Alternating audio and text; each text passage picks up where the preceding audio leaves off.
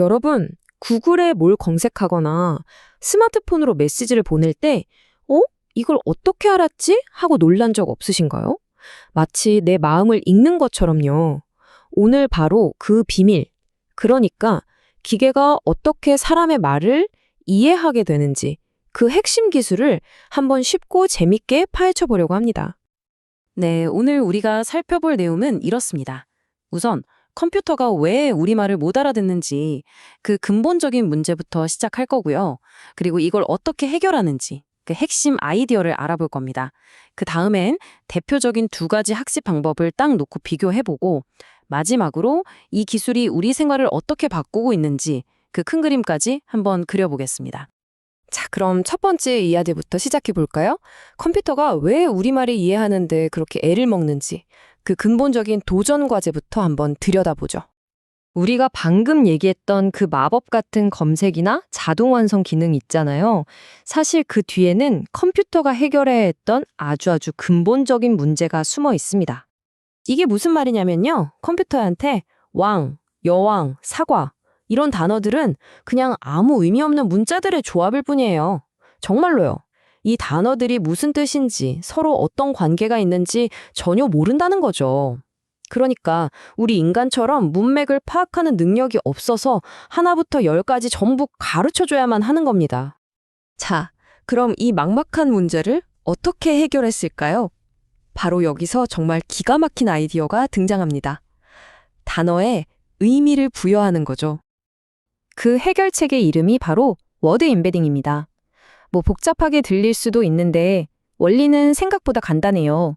모든 단어를 컴퓨터가 알아들을 수 있는 유일한 언어, 바로 숫자들의 목록, 전문 용어로는 벡터로 바꿔주는 기술입니다. 이걸 좀 더 쉽게 비유해 볼까요? 세상의 모든 단어에다가 의미 지도 위에 GPS 좌표를 하나씩 딱딱 찍어준다고 생각해 보세요. 여기서 핵심은 의미가 비슷한 단어들은 지도 위에서도 서로 아주 가까운 이웃이 된다는 겁니다. 바로 이 지도 덕분에 컴퓨터가 드디어 왕이라는 단어는 사과보다는 여왕이랑 훨씬 더 가깝구나 하고 이해할 수 있게 되는 거죠. 근데 이 워드 임베딩, 즉 밀집 표현 방식이 왜 그렇게 혁신적이냐면요.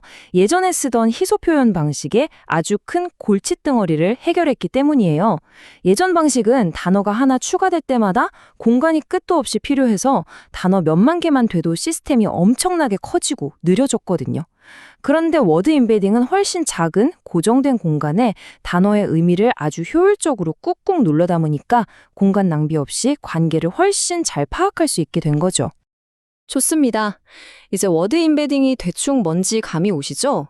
그럼 이제 이 똑똑한 의미 지도를 대체 어떻게 만드는지 그 대표적인 두 가지 방법, 말하자면 두 개의 학파에 대해서 한번 알아보겠습니다. 네, 크게 두 가지 접근법이 있어요. 하나는 빈도 기반인데 말 그대로 어떤 단어가 얼마나 자주 등장하는지를 열심히 세서 의미를 파악하는 방식이고요. 다른 하나는 예측 기반인데 이건 주변 단어들을 힌트 삼아서 가운데 단어를 예측하거나 반대로 가운데 단어로 주변을 예측하면서 의미를 학습하는 방식입니다. 그럼 먼저 빈도 기반 접근법의 대표 선수부터 한번 만나볼까요? 바로 TF-IDF라는 기술입니다. 이 TF-IDF의 아이디어는 진짜 단순한데 효과는 엄청나요. 뭐냐면 어떤 단어가 지금 보고 있는 이 문서에서는 되게 자주 나오는데 이게 TF? 다른 모든 문서들을 다 합쳐보니까 거기서는 거의 안 쓰이는 단어다? 이게 IDF? 그러면 바로 그 단어가 이 문서의 핵심 키워드일 확률이 아주 높다는 거죠. 정말 직관적이죠? 자, 이제 예측 기반의 세계로 넘어가 보죠. 이쪽을 이끌고 있는 대표 주자는 바로 Word2Vec인데요. 이건 훨씬 더 정교한 방법, 바로 인공신경망을 사용합니다. 일종의 디지털 두뇌를 이용해서 언어를 배우게 한다고 생각하시면 쉬울 것 같아요. 이 Word2Vec 안에는 또 두 가지 세부 모델이 있어요. CBO라는 모델은 주변 단어들을 보고 가운데에 무슨 단어가 올까 하고 맞추는 방식이고요. 스킵그램은 반대로 가운데 단어 하나를 보고 주변에는 어떤 단어들이 있을까 하고 예측하는 방식입니다. 보통은 스킵그램이 좀 더 성능이 좋다고 알려져 있는데 왜냐하면 단어 하나로 여러 문제를 푸는 셈이라서 특히 자주 안 나오는 희귀한 단어들의 의미를 파악하는 데 더 유리하기 때문이죠. 자, 그럼 이제 두 가지 대표적인 방법을 모두 살펴봤네요. 빈도 기반의 TF-IDF와 예측 기반의 Word2Vec. 이 둘을 한번 나란히 놓고 뭐가 다르고 어떤 강점이 있는지 정면으로 비교해 보겠습니다. 이 표를 보시면 딱 감이 오죠? 두 기술은 사실 태어난 목적 자체가 좀 다릅니다.